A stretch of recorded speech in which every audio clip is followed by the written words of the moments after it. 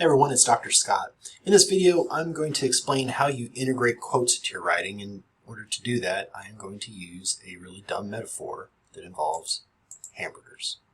The top part being the introduction and the setup to your quote. The middle part, the meat, that's your quote. That's the source material that you're trying to convey to your reader. The bottom part is where you're explaining the quote and you're connecting it to other ideas. That's kind of how this is going to work. So let's give it a shot. So the top part of your quote, sandwich or hamburger, and I've received grief from students for saying that a hamburger is a sandwich, whatever. The top part of your hamburger is the is where you introduce the source. You're kind of setting up the reader to go from your writing, your thoughts, to the quote. So there needs to be some discussion of relevance, like how is this upcoming quote going to be relevant? So we usually do that with transition words.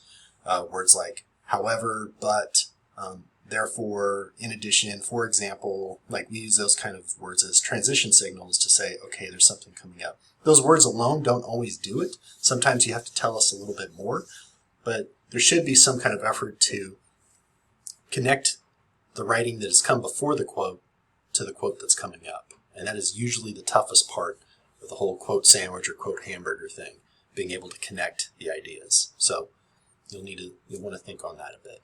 You introduce the source, especially if it's new. If it's the first time you're using a source in an essay that you're writing or in a document that you're writing, you introduce the source. Who are these people?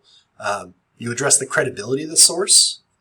So again, if it's the first time that you're including a source in an essay, you are explaining why these people are relevant. Why should we really care what they have to say? Are they people that just stayed up late one night with a 4-pack of Monster Energy drinks and just wanted to write about something? Were they just griping? Or are these people that study this issue and maybe they have advanced degrees, maybe they've done a lot of research, maybe they're affiliated with an institution that is really respected? If you took the time to go out there and do that research and to find good sources, let your reader know that they're a good source. So talk a little bit about the credibility of the source that you're quoting.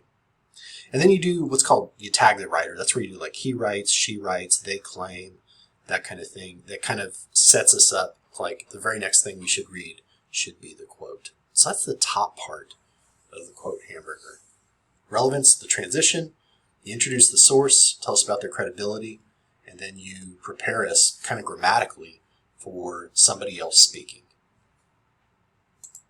Middle part, use a relevant quote that is an appropriate length. If you're writing a dissertation, maybe use a block quote. If you write a really long piece, use a block quote. If you're writing a 5-page essay, you don't use a block quote. So use an appropriate length for what it is you're writing, and you use only the parts of the quote that you need. Like, you don't give us 3 sentences when it's the middle sentence that says the thing that's really kind of important. Sometimes you don't even quote a whole sentence. You say, you take out a phrase or a passage that was really important and you integrate that into your own writing. So use a relevant quote that's appropriate in length, that clearly relates to your ideas. It's either examples of evidence of something that you're talking about, and you quote something if it couldn't be worded better by you. If you could word that quote better, you make it a paraphrase and you integrate it into your writing. And I'll explain how to do that in a future assignment. But for we're working with quotes right now. So you make sure that quote, appropriate length, clearly relates to your ideas, couldn't be worded better by you. That's the meat. The bottom part of the quote hamburger. That's where you discuss it. And this is the part that gets left off a lot of times in student writing when I teach this class. Is that somebody will give me a quote and then they'll race off and talk about something else. You got to slow down. You got to discuss that quote. Why the hell did I take the time to read that quote if I'm not going to understand how it relates to your ideas? If you're leaving it up to your reader to make those connections for themselves, you're asking them to do a lot of work, and readers don't do a lot of work anymore. We skim things really quickly, and if we're asked to perform extra labor, we are just going to put something down. So discuss the quote. What's important about that? Connect it to ideas that you've already discussed. Elaborate upon it. Emphasize something that you thought was particularly important in the quote. Explain it particularly if you're quoting something that is kind of technical. Get in there and kind of explain what that means, and explain the significance of it. So that bottom part, probably the most important part of the quote sandwich.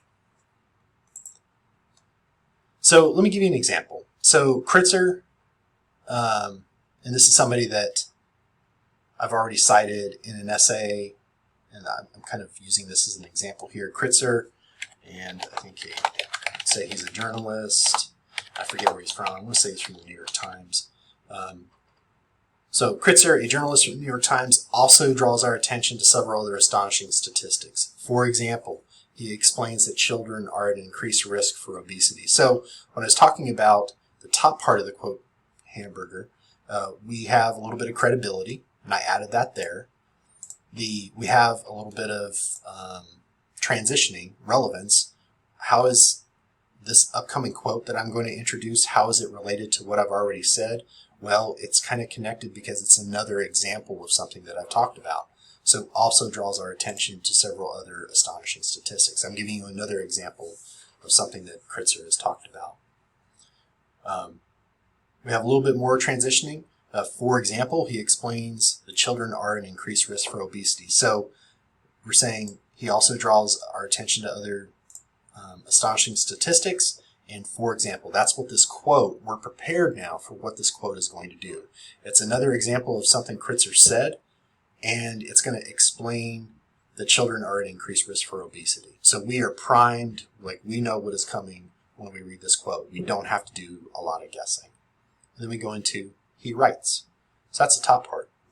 Middle part, he writes, at least 25% of all Americans now under the age of 19 are overweight or obese. So now we have the quote itself. We have the tag, and then the very next thing is the quote itself. It's really succinct. It's brief. I don't think I could word that any better. That totally makes sense as a quote, so I'm keeping it as a quote. Bottom part, in other words, 1 in 4 children won't even leave childhood without encountering the dangers of obesity. So it's kind of like, it's emphasizing what I thought was really kind of important in the quote. And for me, like one sentence, like I guess you could do one sentence after a quote. I think, if you're going to all the trouble of integrating a quote, you probably should have a few sentences kind of explaining what's significant there. Otherwise, why did you really use the quote? It's kind of putting it all together. Kritzer also draws our attention to several other astonishing statistics. For example, he explains that children are at increased risk for obesity. He writes at least 25% of all Americans now under the age of 19 are overweight or obese. In other words, 1 in 4 children won't even leave childhood without encountering the dangers of obesity. The author describes several of these dangers, which include type 2 diabetes, Blount's disease, femoral epiphysis, or others. He also argued that, and you kind of see like it's in the flow of the writing. When I'm integrating Kritzer's thoughts into the essay, they're not taking over the writing. I'm still kind of in control of the writing. Let me give you an example of poor integration of a quote. Kritzer draws our attention to several other astonishing statistics. He explains that children are at increased risk for obesity. At least 25% of all Americans now under the age of 19 are overweight or obese. The author describes so it's reading kind of like a bullet point, and it's not really engaging, and I'm not sure how to kind of connect things. Because I wrote this, I kind of know how things are connected, but if you were to kind of go into this cold and you were just kind of reading this, you would have a hard time kind of keeping track. So those transition signals and setting things up, letting us know that Kritzer's somebody we should trust, that's all good quote integration. And that integration is really the thing that I want to emphasize. You're not just using quotes, you're integrating them, you're making them part of your writing, not just something that you're slapping into your writing. This is probably one of the more important things that I teach, and it's something that I'm going to hit pretty hard in this assignment. So you really need to kind of pay attention to how you're integrating quotes. Probably want to take a look at this resource again, take a look at this video again, because I'm going to probably repeat this stuff back to you in your feedback on your essays and in some of your homework. If you have any questions about this, you need to reach out to me and let me know. And I think that's going to be it for now. Oh, you made it to the end of this video. So I want to reward you. If you email me by, say, the end of Wednesday night, when your homework's due, and just say, Dr. Scott, I think I know how to integrate a quote now. Extra credit for you. Okay? All right. That's it for now. Talk to you soon.